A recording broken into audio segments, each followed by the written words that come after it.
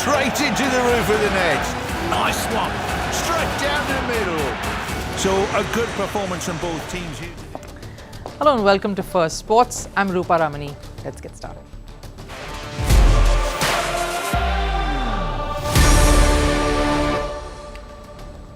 On the show today, it's a special interview with former India captain Anil Kumble, and we pick his brains on the many happenings from the IPL. It's been a very busy and a rather action-packed season this year, both on and off the field. Stay tuned for that.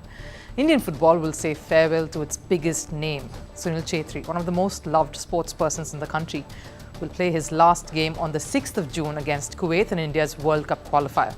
We'll look back at the journey of Sunil Chhetri and what his impact has been as a sporting icon. And Pakistan cricketer and controversies can never be separated.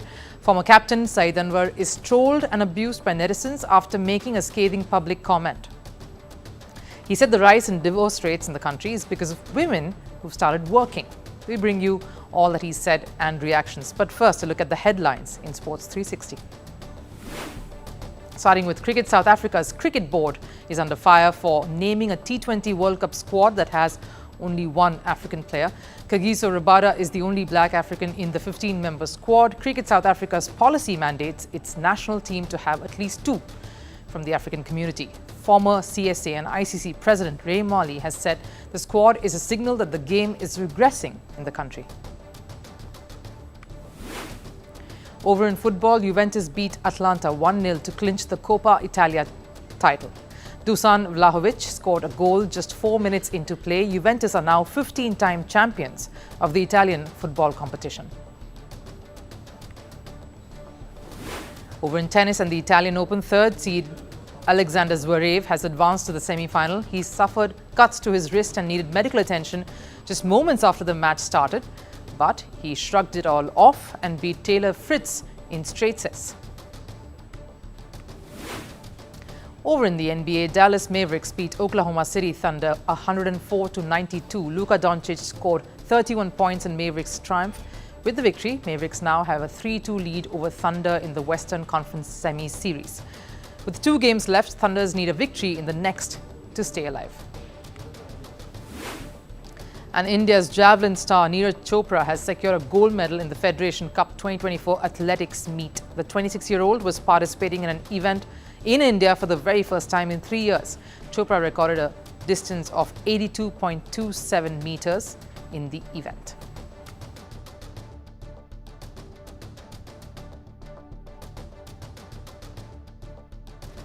Sunil Chhetri is a name synonymous with Indian football. Someone who not only became the face of football in the country, but also an icon symbolic with the rise of India as a global sporting giant.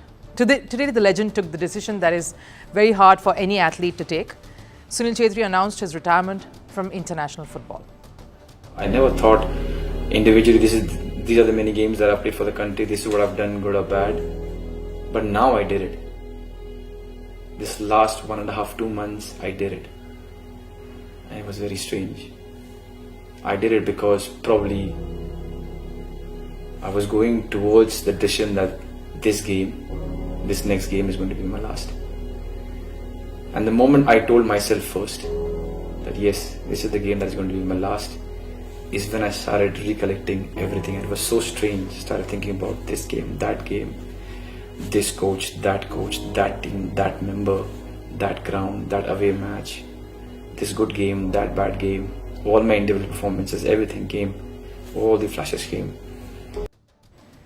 It was a rather emotional announcement that on his social media platform, and while there have been many records that the Indian captain has broken, his biggest impact, his biggest record or contribution to the world of sport has been the inspiration he has lent to not just his peers, his juniors or kids who wanted to take up the sport, but also sports persons across the country. And so when Chhetri announced his retirement, it left many very emotional.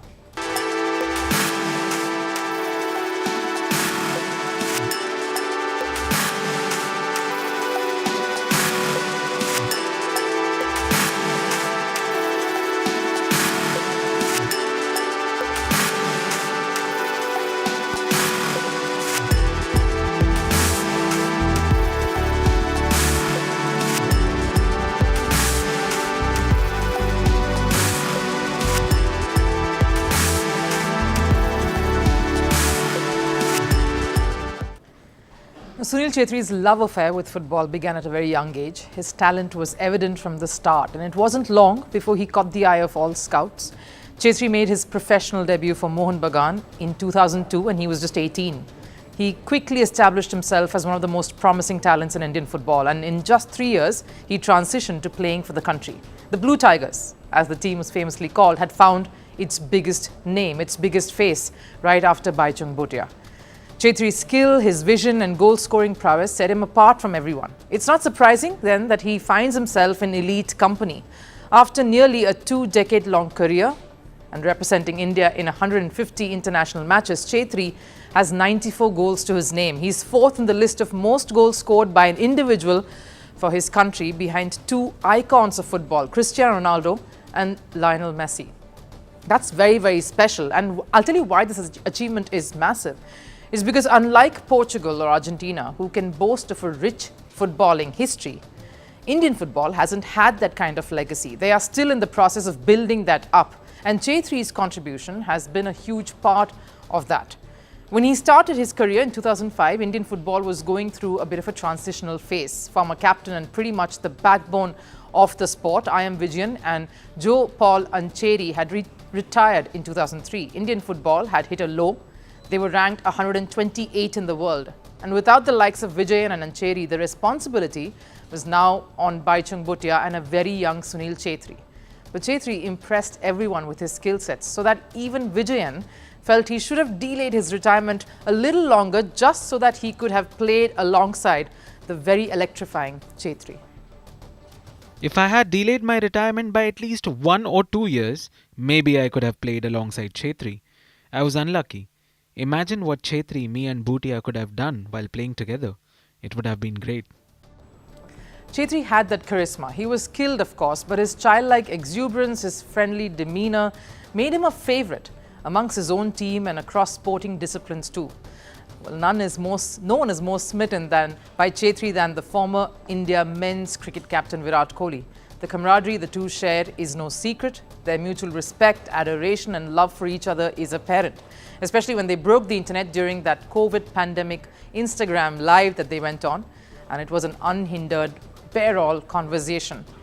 This apart though, Chhetri is otherwise a very private person. He does not reveal much of his personal side or his personal life on social media, though we have caught glimpses of it across the years and also now when he announced his retirement. So when I did decide, I told my mum, my dad and my wife, family first. My dad was my dad, my wife really started crying. And I told them, you always used to bug me, and now that I'm telling you that I'm not going to play for my country anymore after this game, they couldn't express to me, will I be sad after this? Of course. The kid inside me, he never wants to stop if given a chance to play for his country, man. This is it. But it wasn't easy. Do you ever wish a little boy was slightly older Yes. to watch and understand what his dad is doing on a pitch? Yes. I would have loved to walk with him to at least my last game. I would have loved for him to at least see what father did or the way he performed. Thankfully, unlike old times, there'll be videos.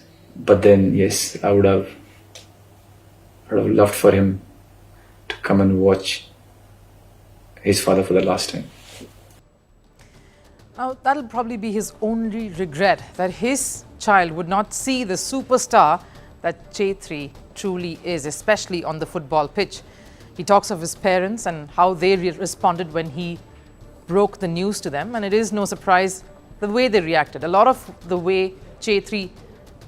reason why Chhetri took up the sport is thanks to them. It is in the genes. Chhetri's father was an officer and played for the Indian Army's football team, while his mother, Sushila Chhetri, played for the Nepal women's football team.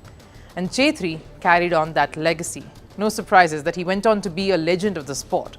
His leadership quality is evident as he donned the captain's armband for the national team. Under his captaincy, India achieved significant milestones, including winning the SAF Championship and qualifying for the AFC Asian Cup after a gap of 27 years. His personal accolades, they cannot be discarded either, and there's so much of that, a lot of which has already been documented.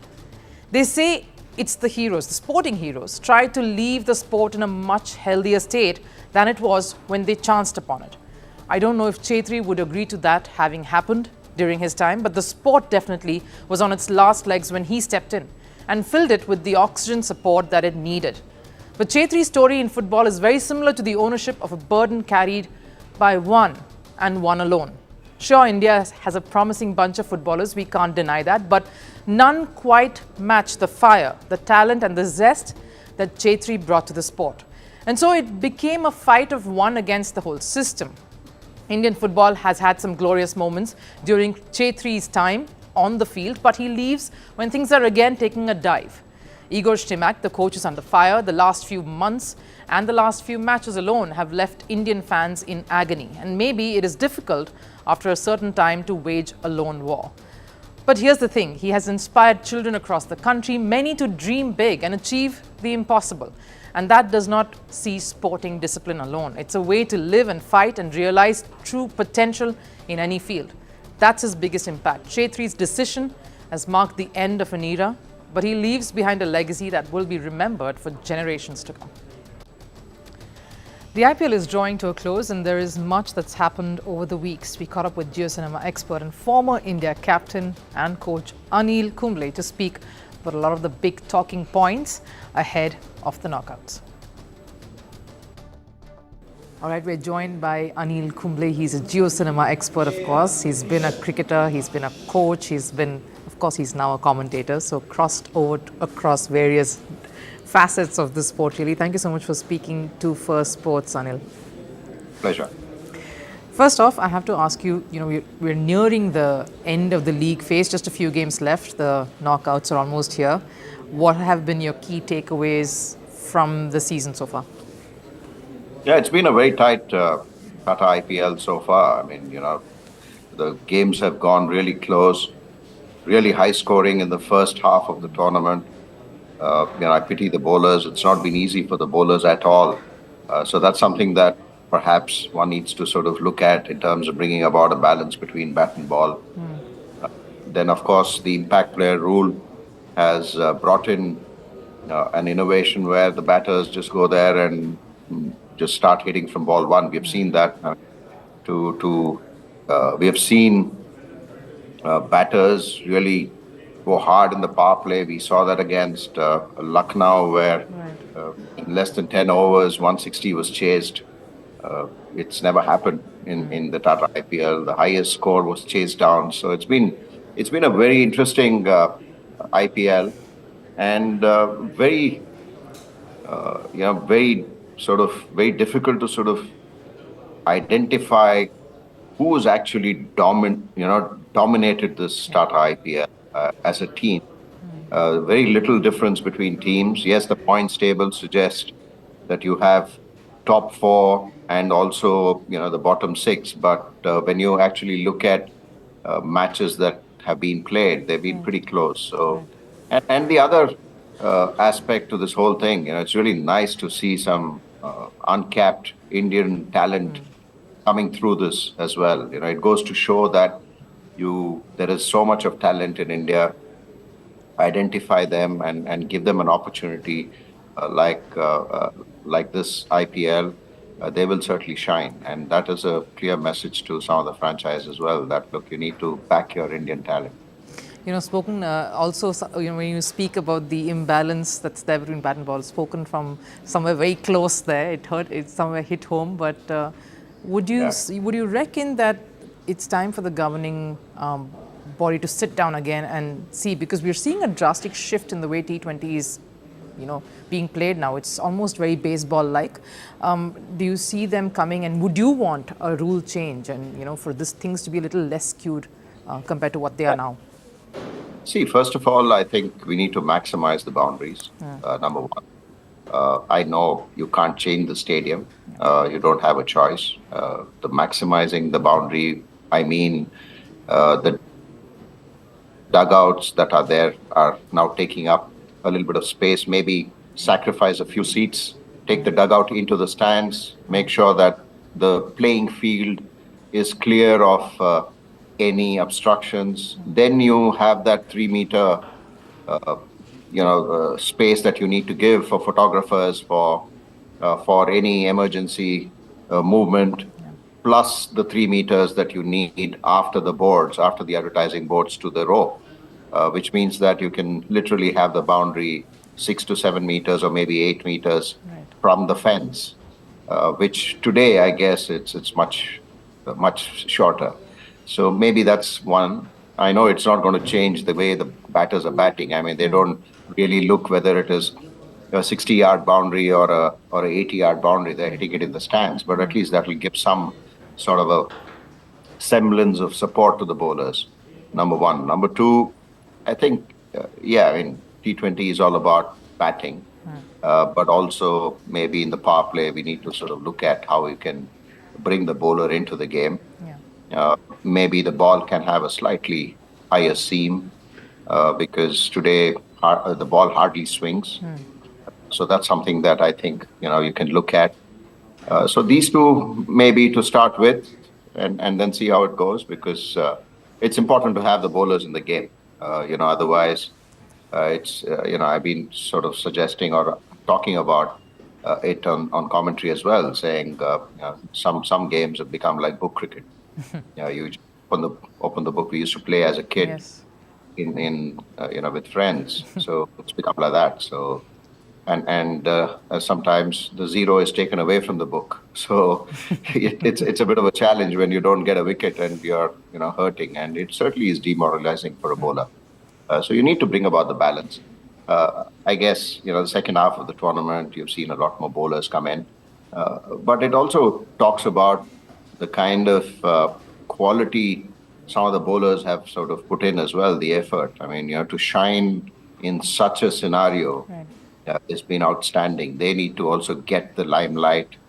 Yes, the batters are getting all the limelight. Yes, the purple cap is there, but I think some of the bowlers who haven't picked up the wickets, but they have bowled really with their heart out, certainly need a mention.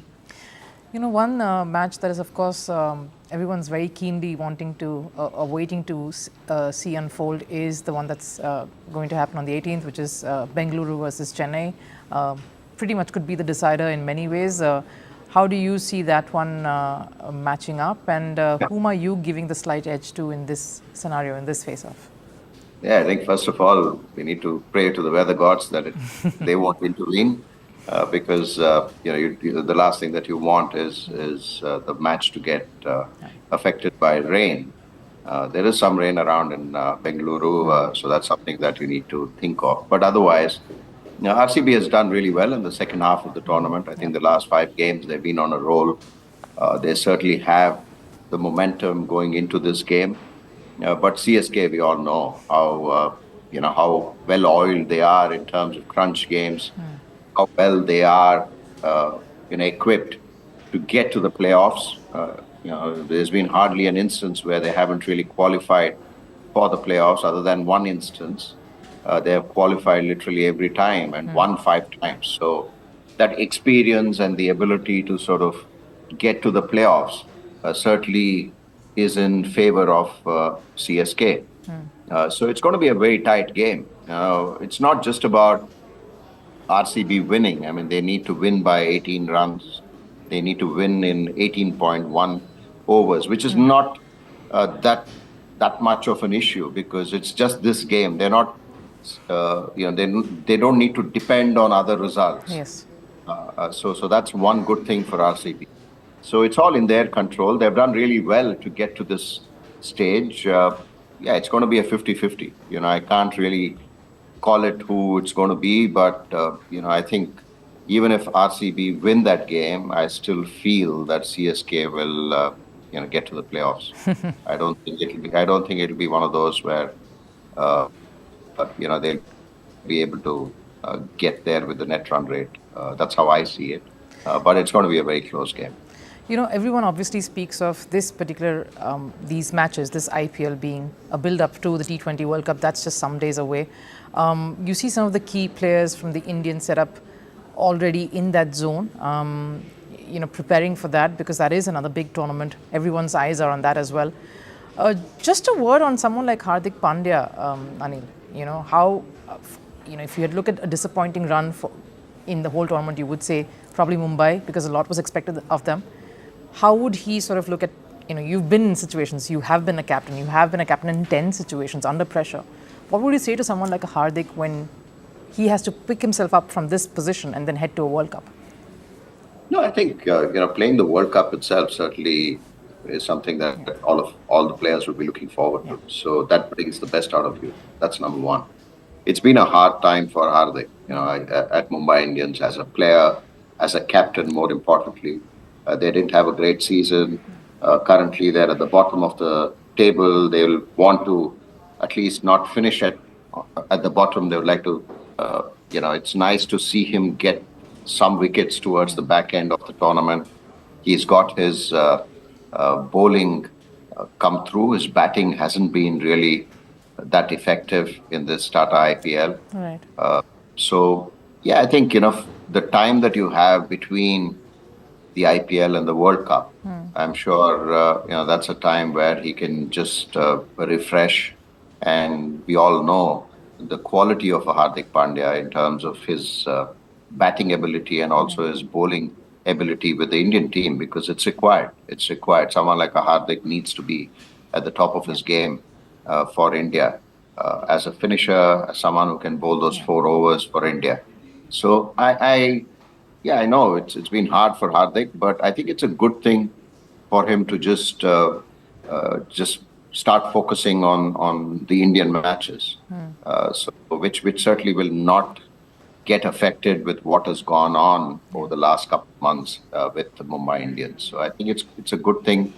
I'm sure he can sit back after the World Cup and start to analyze what went wrong with Mumbai Indians. I don't think this is the time for him to.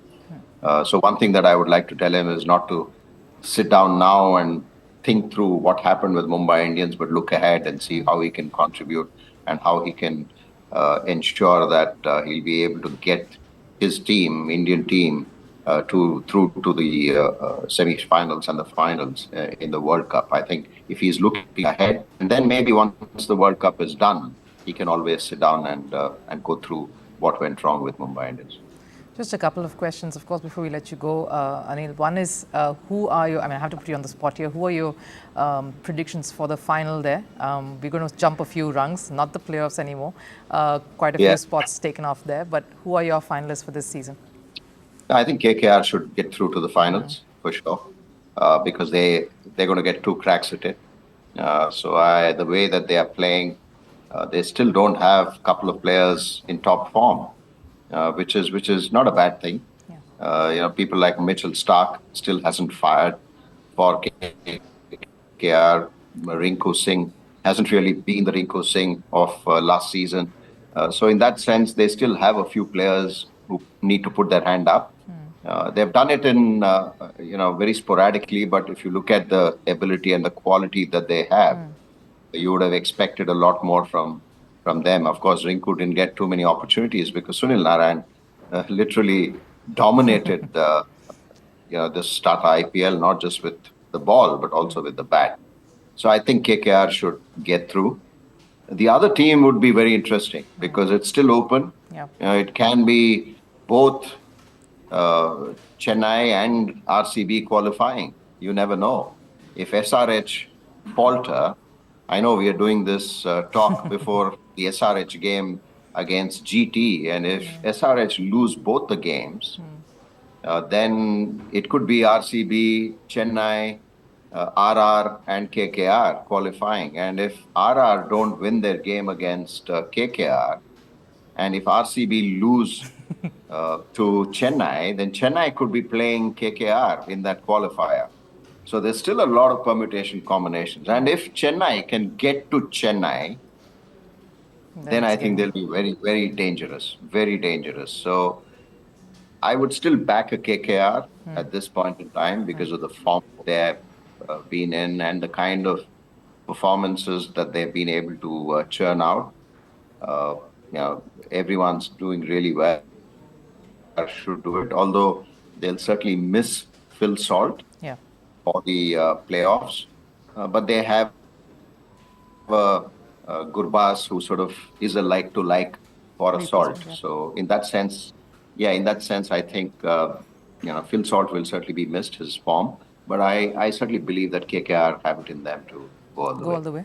All right, you've given us one option there, but that we'll have to be happy with that one. But just wrapping things up here, how's your stint been so far, and how have you enjoyed all of the innovations that we've seen on the broadcast at JioCinema at this point? No, it's been wonderful. It's always nice to come here at JioCinema. This time around, we had the new studios, in the JioCinema here, and we enjoyed it. It's nice to see a couple of other languages come in as well. Haryanvi is there. I know that there's some traction there as well. So the reach of JioCinema to attract different audiences and cater to different languages, I think that's very unique. And it's also a time for us to sort of sit back and look at what unfolds in front of us. I mean, this time around, like I mentioned, the batting has been outstanding. I mean, the power hitting of we all thought that the power hitting was from the international players, but the uncapped Indian batters have showed what they're capable of. The Abhishek Sharmas, the Shashank Singhs, Ashutosh Sharma, and even Nitish Reddy. These guys have shown that they have the capabilities to, knock on the Indian door. And I'm sure some of these guys will be featuring with the Indian team very soon. So it's very heartening to see such kind of talent emerge because of the opportunities that they get. So it's nice to call out all of this and look at some young players coming through the ranks and to be able to get an opportunity to talk about their game is fantastic. And of course, at the JioCinema, we also have an opportunity to catch up with my old friends and, all of them here with different languages. So we are all catching up here or at breakfast, reminiscing all our times and having fun. So it's all about that, and it's wonderful to be a part of this ecosystem. Yeah, I'd like to be a fly on the wall for that one, but maybe some other time. Thank you, Anil. Thanks a lot for joining in and speaking to us. We'll catch you a little later. Thank you. Thank you so much. Of course, you can catch that entire interview on the platform. The Pakistan Cricket Board is yet to announce their squad for the T20 World Cup, but they are making a lot of noise off the field. Their cricketers, the current ones, are busy in the series against Ireland. Their cricketers, the former ones, are busy making controversial statements. Fasten your seatbelts for the latest. It's a good one. Former Pakistani captain Saeed Anwar has stirred up a bit of a storm with his recent public remarks that have gone viral. You've got to listen to this before I can continue. और पाकिस्तान में जब से औरतों ने कमाना शुरू किया 3 साल में 30% तलाक बढ़ गई. Saeed Anwar says he is concerned about more and more women joining the workforce, meaning getting jobs. He says it's impacting the society in the most negative way. He further goes on to make the most unsubstantiated statement that this is the reason why there is a rise in divorce rates. Women's increased ability to work outside the home and attain financial independence is harming the home, is what the cricketer strongly believes. And he did not just make this comment from just his point of view. He dragged a few other big names along with him down. He dragged in the captain of the New Zealand cricket team, Kane Williamson, in his rant, and also did not spare the Australian mayor in the process. This is what he says. New Zealand's captain Kane Williamson called me to ask, how will our society get better? The Australian mayor said to me, our culture has been destroyed since our women entered the workforce. He cites Williamson's despondency on the crumbling societal norms to say that he also agrees with what Anwar is saying. I don't know what is more horrifying or believable, the comment itself or others conversing with him on the subject. He also pulls in the Australian mayor in his remarks. But what is more appalling is that these comments are being made by someone who has been one of the most talented cricketers Pakistan has ever produced. Saeed Anwar was a monstrous opening batter, someone who contributed to significant wins for his country. He's given nightmares to so many bowlers. He's been captain, which demands a certain liberal, sensible thoughts and a vision. He's been one of the most talented ambassadors of the sport and the country. Anwar's ill-thought allegations have sparked an intense debate on social media. Many have come out condemning his views as regressive.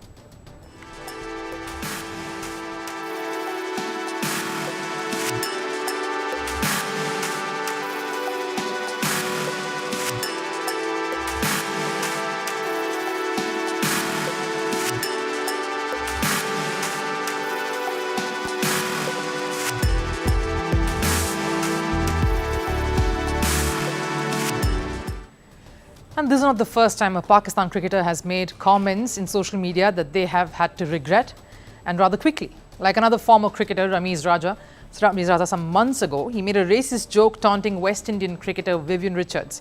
It was made in very poor taste and it elicited a strong rebuke from Viv Richards and Indian actor Neena Gupta's daughter Masaba. And here's what I'm getting at. Their current cricket team is in the middle of a chaotic phase, with captain Babar Azam reinstated at the helm. A video of the captain and a member of the Pakistan squad, Imad, was seen having a heated squabble. There's a lot of reports of infighting in the dressing room. Their squad is not yet announced, as I mentioned earlier. So there are enough concerns all piling up for the cricketing nation ahead of a T20 World Cup. Something former cricketers maybe could cast their views on. That will at least help the country move forward in the right direction. But Saeed Anwar is instead commenting on the game plan of the female population instead. The wives say, "To hell with you, I can earn myself. I can run a household on my own. This is a whole game plan. You will not understand this game plan unless you find guidance." Instead of focusing on what the women in his country are doing, maybe Saeed Anwar should focus on the game plan that his country has, or the lack of it, in order to bring back international cricket to its soil. They've been unable to host an ICC event since the 1996 World Cup, which was co-hosted. They are keen to host the ICC Champions Trophy next year, and there are plenty of roadblocks when it comes to hosting an ICC event smoothly. These are issues that former cricketers can shed light on and contribute towards in terms of insights and key advice, because this is the profession they have specialized in. Saeed Anwar is a cricketer. Maybe it would be best if he contributed to the shambolic Pakistan cricket setup by giving his invaluable observations and helping them tide this through tough weather, instead of going around making comments outside the purview of what he has specialized in. Maybe the problem in this case is not the women and their decision to work, Saeed Anwar. Maybe it's you. Time for last serve. The World Cup is around the corner and the ICC is doing their bit to get the buzz going for this mega event, set to take place in the USA and the Caribbean islands. And when I speak of the West Indies and sporting icon, only one name springs to mind first. The fastest human on earth was out and about unveiling the New York Cricket Stadium that's set to host India versus Pakistan, among other matches.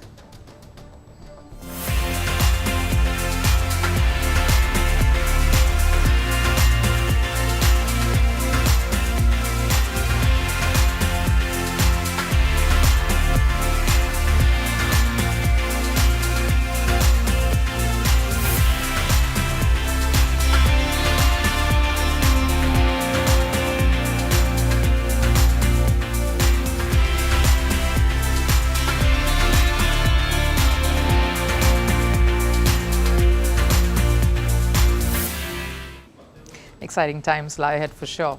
That wraps up First Sports here. I'll see you again tomorrow with more fresh perspectives from the world of sports. Till then, bye.